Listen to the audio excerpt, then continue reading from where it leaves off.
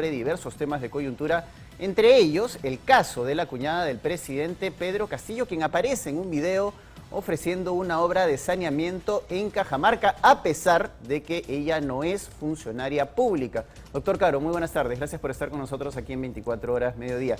Ya ni siquiera me provoca preguntarle si esto es tráfico de influencias, porque prácticamente el mismo hecho de lo que vemos haciendo a la señorita Jennifer Paredes en este video constituye de por sí un tráfico de influencias. Una persona que no tiene ningún cargo público, que va a una población a ofrecer cargos y además siendo hija o cuñada del presidente, pues la cosa está más o menos cantada.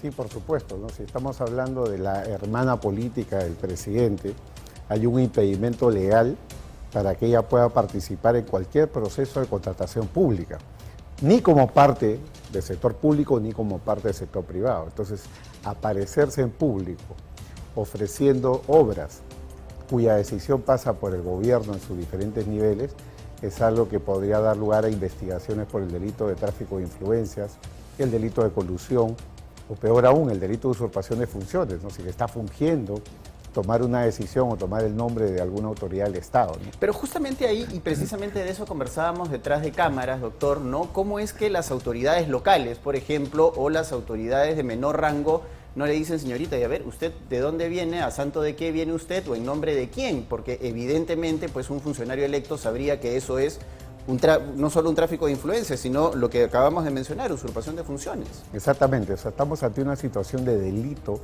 y desde luego el hecho de que las autoridades locales o terceras personas validen esa situación, validen esa puesta en escena, puede convertirlos en parte, digamos, su objeto de la investigación, porque los delitos no solamente los comete quien es autor, sino también los cómplices, ¿no?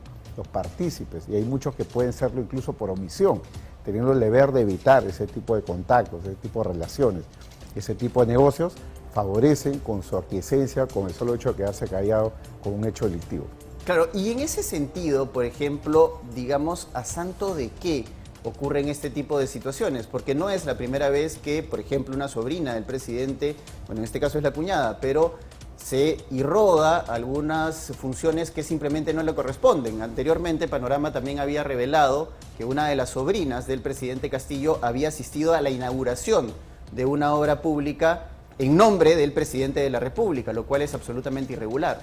Totalmente irregular, son actos de usurpación de funciones que merecen, a mi juicio, una acción inmediata por parte del Ministerio Público, y yo creo que ya es momento en el cual, ahora que se ha creado este grupo, ¿no?, de fiscales contra la corrupción en el poder, decisión que ha tomado la nueva fiscal de la Nación, creo que es importante de que se realicen acciones rápidas, ¿no?, porque esto ejemplifica, es decir, si es que la Fiscalía tiene una actuación rápida y el Poder Judicial también, queda un mensaje claro para la población, para las otras autoridades y desde luego también para el gobierno, de que estas son acciones prohibidas y que tienen una consecuencia penal.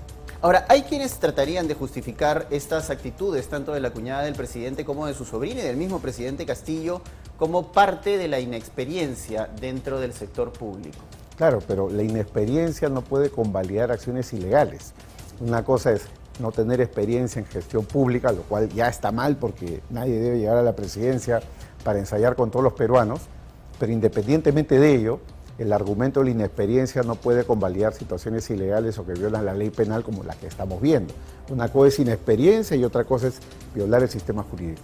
Claro, y en ese mismo sentido, ayer Panorama también ha hecho una revelación importante, ¿no? El equipo de policías que se encarga de custodiar al jefe de Estado no han sido elegidos con un criterio técnico, es decir, siguiendo los protocolos que se deberían seguir para proteger a un dignatario de tan alta importancia en nuestro país. En este caso, básicamente se ha optado por que sean los paisanos del presidente de la República, Pedro Castillo, así lo ha revelado nuestro compañero ayer en Panorama, y estos agentes prácticamente no contaban con ninguno de los cursos necesarios para acceder a este cargo de protección de dignatarios. ¿Hay algún tipo de delito en curso también en ese sentido, doctor? Desde luego que sí, por un lado, una situación de abuso de autoridad, es decir, escoger a dedo a las personas que van a trabajar conmigo, que me van a custodiar, es algo que puede ser calificado como un hecho, digamos, arbitrario, abusivo, que va en contra de la legalidad. Pero por otro lado, el tener a funcionarios públicos, recordemos que los policías lo son, que no tienen la debida formación para poder asumir esa posición dentro de la policía, dentro de lo que es la seguridad del Estado, desde luego que nos pone también en un caso de posible usurpación de funciones o nombramiento ilegal, porque están asumiendo una posición para la cual no están capacitados. Este fin de semana pareciera que hubiera sido el fin de semana de los familiares y amigos del presidente de la República, porque otra revelación de panorama tiene que ver con los amigos de los sobrinos del presidente que trabajan nada más y nada menos que en el despacho de un congresista de Perú Libre. Eso también, evidentemente, de manera indirecta, puede configurar un acto irregular. Sin duda que sí, creo que expresiones de la descomposición de lo que vemos en torno a lo que es la función pública, la banalización, ¿no?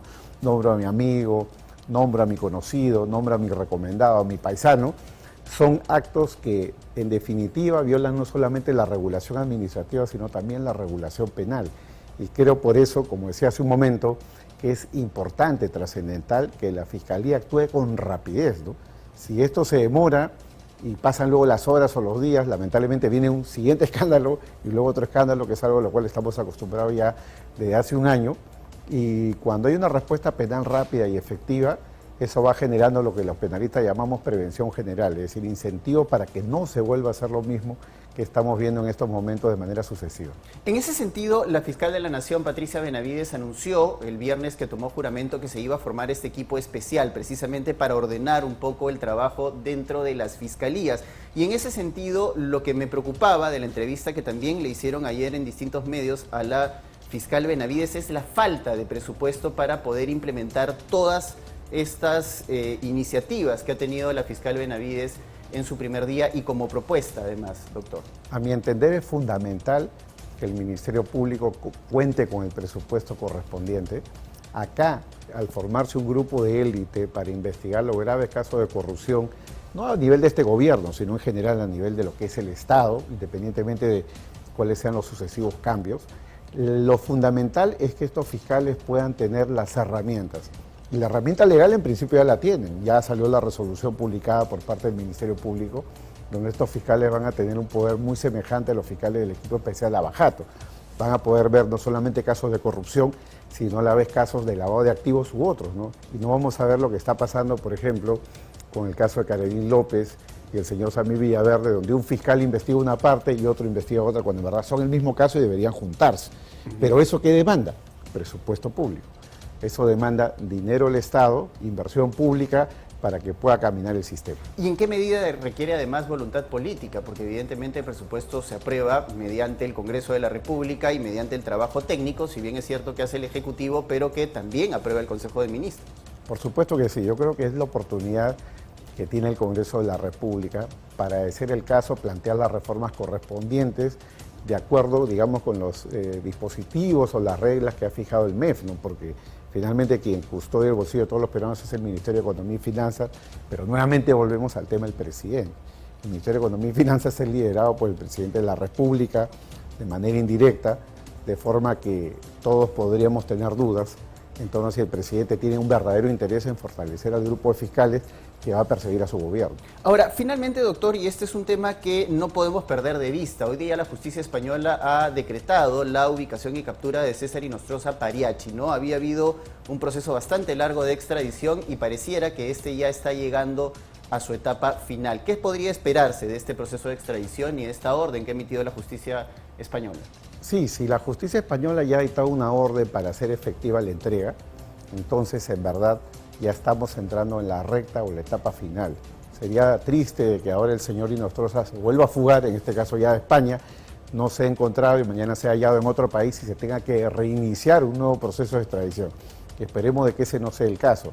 Y si la extradición ya se materializa, el señor Inostroza va a ser traído a Perú, entregado a las autoridades y sometido a los diferentes procesos en los cuales él es imputado.